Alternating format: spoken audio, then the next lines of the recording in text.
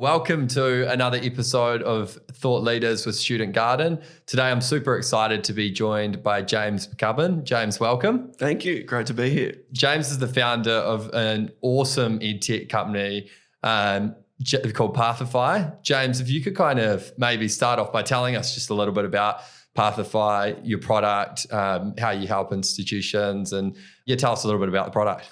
That's a big question. So I'll start high level and sort of dive down into some of the detail. But so Pathify was, I guess, a classic founder story. So Chase Williams, who's our CEO, and myself went to university together. Mm-hmm. And we very quickly identified that we felt that the digital experience at universities wasn't matching the digital experience outside universities. And so when we graduated, we thought, hey, let's do something about this. Let's see if we can build a product that is going to elevate the student experience. And we spent a couple of years in Australia kind of testing hypothesis, working to figure out exactly what the market wanted and needed. And then when we felt like we had something that was ready for market, Chase moved over to the US in 2017, and we started selling the Pathify platform. So Pathify is a platform. The simple way to describe it is a student portal.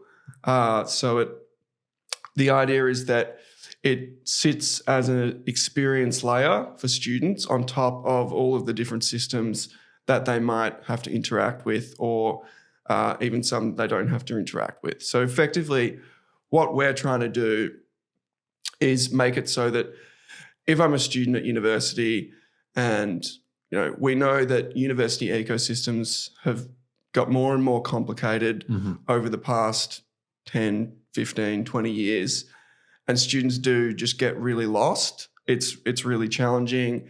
And so oftentimes we hear students saying, I don't know where to go for this piece of information. Where do I go for that piece of information?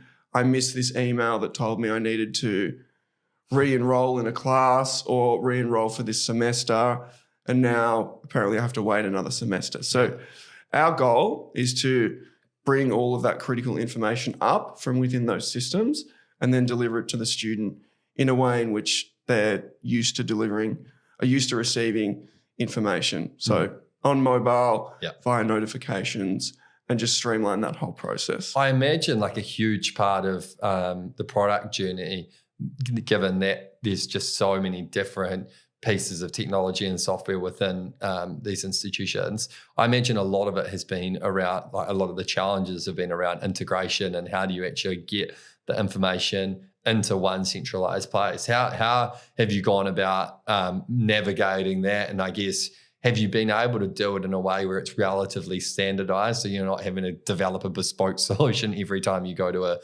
onboard a new customer? Yeah, it's a really good question. So there's two things on that. The first one is we talk about something being configurable versus customizable. Mm-hmm. So we will always push for a feature to be configurable. Mm-hmm. And if something's configurable, it will meet the use case of 95 customers. It might not necessarily perfectly fit every single customer out there, but at least it's covering most use cases. If you go down the path of a product being customizable, truly customizable, you can really get in problems where you change something for one customer and it's no longer works for another customer, and it just becomes really difficult to scale and meet the needs of everyone. Yeah. So that's, I guess, part of our DNA as a company. The second and the biggest thing that we did was we decided we were going to need to build our own middleware platform. So Chris Hagan, our CTO, had a lot of experience. He worked at Monash University in their IT department. So he understood the need for integrations and how it works and all of these disparate systems and how to connect them. And so we've built out Flow to be a combination of out-of-the-box integrations. So if I'm a IT team at a small community college in the US and I don't have a lot of resources, I don't have dedicated devs to do an integration, it's likely that those out-of-the-box integrations are going to meet their use case. Yeah. And then if you get, say, a bigger 30,000 student university and they've got a big IT team, then they can extend much beyond those sort of out-of-the-box integrations, and they can do things with, they might be running a system that's 15, 20 years old, and they want to surface data from that system to students. Mm-hmm. And so they can do that. They can build out their own, what we call recipes, to pull information out of that system and deliver it to students. Yeah, right. So because I imagine that's kind of the best way to service the B2B side of the product, is try and make it so they're not having to maintain, obviously, your system as well as, all these other disparate, as you explain disparate systems, and trying to kind of make it really easy for them to kind of manage the flow of information, and doing that through integration, I guess, is probably how you kind of nail, adoption within the market. Absolutely. And it's funny because it's early on as a company that's trying to scale, the temptation is to just build everything that anyone that will buy the system wants. And we kind of always had to find that balance of, this is great, we'd love to do this deal if it's our 5th deal. Yeah. And you want that momentum, but you just kind of have to hold to your principles. And then if you get through that difficult period where you are potentially even sort of turning down a customer or figuring out an alternative that's not going to hurt you down the line, then you're in a good position later on, because we have very little issues with things we've done in the past around integrations and how it's been set up. So we're not running with a whole lot of tech debt that needs to be fixed, and it's a long-term thing, but it's kind of paying dividends now for us. And in terms of, obviously, the product, covers a wide range of, I guess, the student's experience. It's like covers so much stuff, looking at the features across your product. You mentioned kind of communication as an obvious one, in terms of like getting the student critical information in a way that, like, does it actually works for them, which is like delivered via a mobile app with push notifications, I assume. I imagine, like, in looking on your website and looking at some of the work you do, I imagine for students, all that information that kind of sits around study, so like community, student associations, engagement with, a college, university, whatever. I imagine all that plays a pretty critical role in your product. Can you give us some kind of insights into, like, what are some of the features that people, like the students, just really love and seem to like really gravitate towards, and like a kind of some of the, like, the most engaging features, I guess, across kind of your platform? Yeah, so I'd say that the feature that gets the most use from students, that students like the most, would be our widgets. So widgets, simple name, but basically widgets just allow a university to surface a small piece of data on the homepage that the student logs into and sees every time. So if I know that there's literally one homepage that I can go to, and it's going to tell me, hey, I've got a hold on this card because I haven't paid a bill, or these are the next 3 assignments I've got due. I need to submit this student aid application by X date, and that's all in one page, and it's all relevant data purely for you. That's where students see a huge amount of the value. Stepping back from that, our announcements are really popular. So, I think we talked about email before, but email really is so overwhelming at university, because you get really well-meaning staff sending out emails to the entire department about something that's happening. And it's relevant to maybe 10% of the students, but it's not relevant to everyone.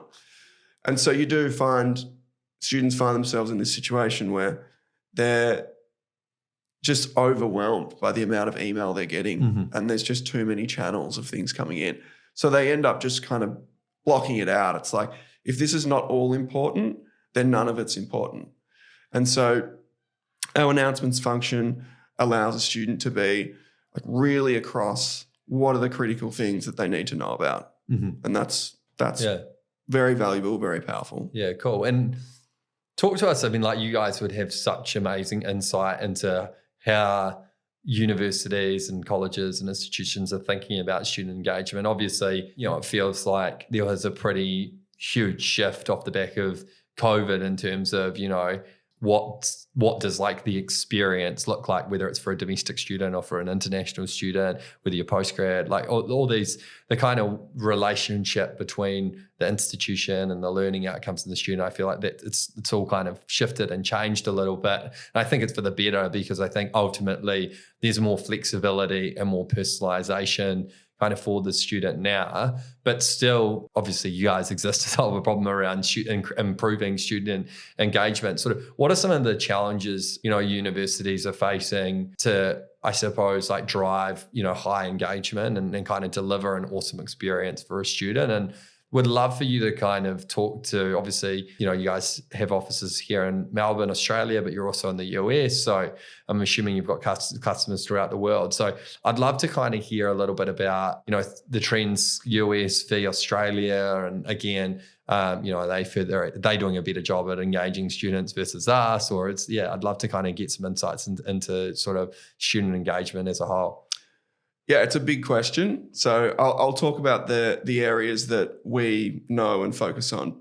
I think the big challenge for universities, and this is, I'm getting quite high level here, but it's difficult because, in my opinion, there's just been a bit of a lack of innovation from tech companies who are targeting higher ed over the last 20 years. Yeah. And there are reasons for that. It's really difficult to build a successful, I guess, B2B business in higher ed because a lot of universities want to be using tech that 50 or 100 other institutions are using.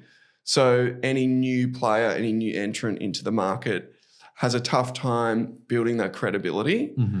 And so, and I'll go off on a bit of a tangent here, but we managed to get through that early challenge by just being really careful about like who did we want to sell into and then how did we want to prove that our solution was going to work. And so we would identify universities in the US who we knew were like technology forward and would have embraced technology. Yep.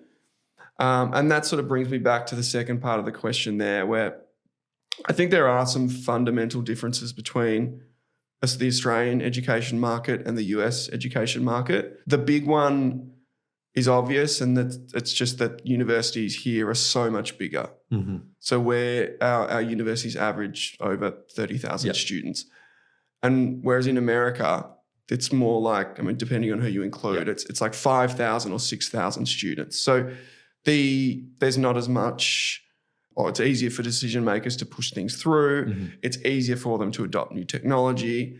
And so it's easier to both embrace new technology for the institution, and it's also easier over there to build momentum as an ed tech company. So I think there's a long way of kind of getting back to the start of your question there, but all those things have made it difficult, and we do find ourselves in a situation where a university's tech stack is a lot of the time quite aging. Yeah. There are systems that are integrated and there's a lot of risk around pulling something out, putting something new in. And so it is difficult.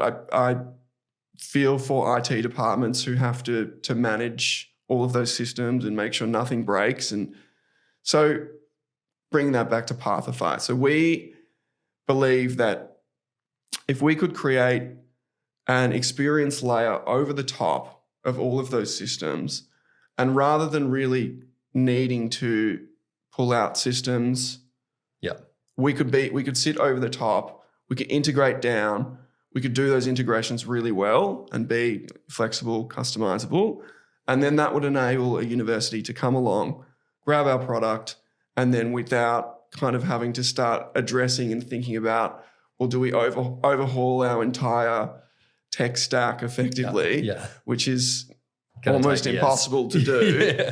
So that's kind of how we fit in. Yeah. And that's how we've been able to, focus on the improving the student experience without having that sort of clash with. And And it's, I know, I can't remember the market share, but I know, like, for example, the Oracle CRM across it's like so widely adopted. You talk about, innovation and sort of the lack of it. I think, that system hasn't really evolved much. I mean, Eloqua's evolved a bit, but that system hasn't evolved hugely over the past, since I've been like working in this market for 10 years.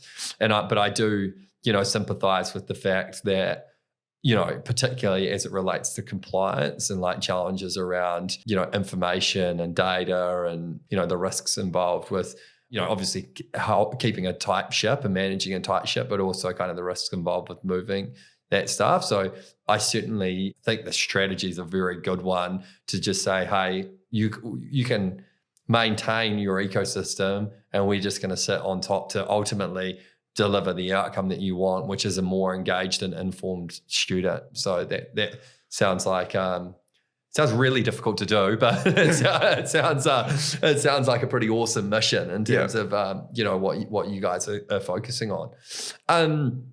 In terms of, like I said, again, let's have a bit of a look at the product and like some of the things that kind of caught my eye.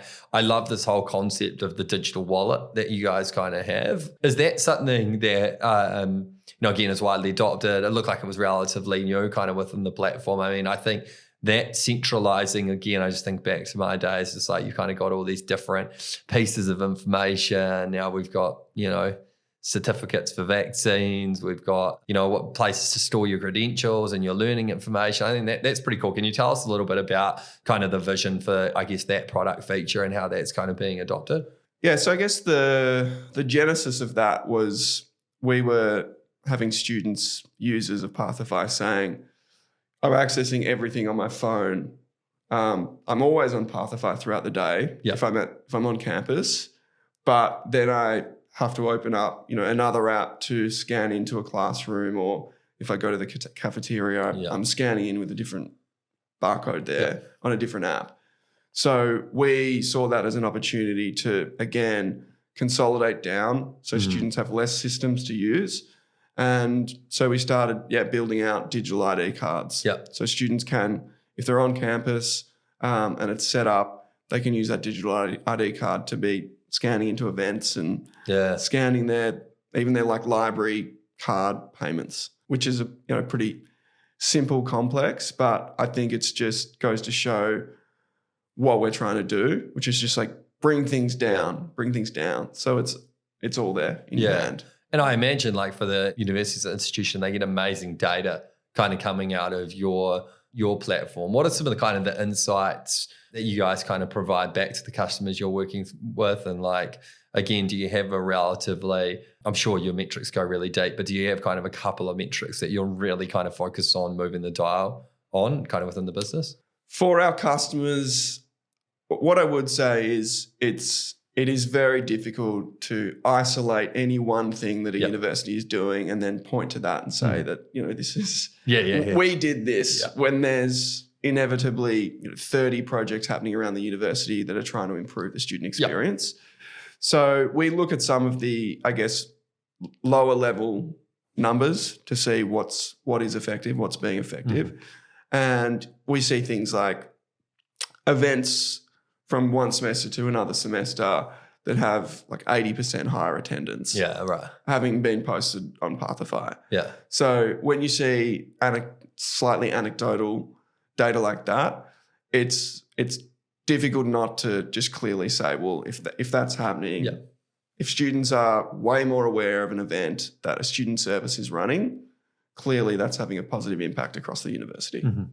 And in terms of like the future for you guys, like what's kind of the next stage in kind of growing the business? What are you guys really kind of focused on, I guess, across, if you kind of look into sort of like the next 3 years? So we still feel like there's plenty of growth left to do in the US. But we also felt like the timing was right to bring the product back to Australia. Oh, cool.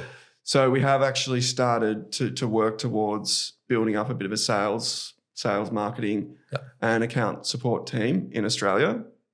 And it's a funny thing to do because it's kind of coming back to our roots. A lot of developers are here, so it makes a lot of sense. So there's some geographic expansion. We'll look potentially at the UK. later in the year.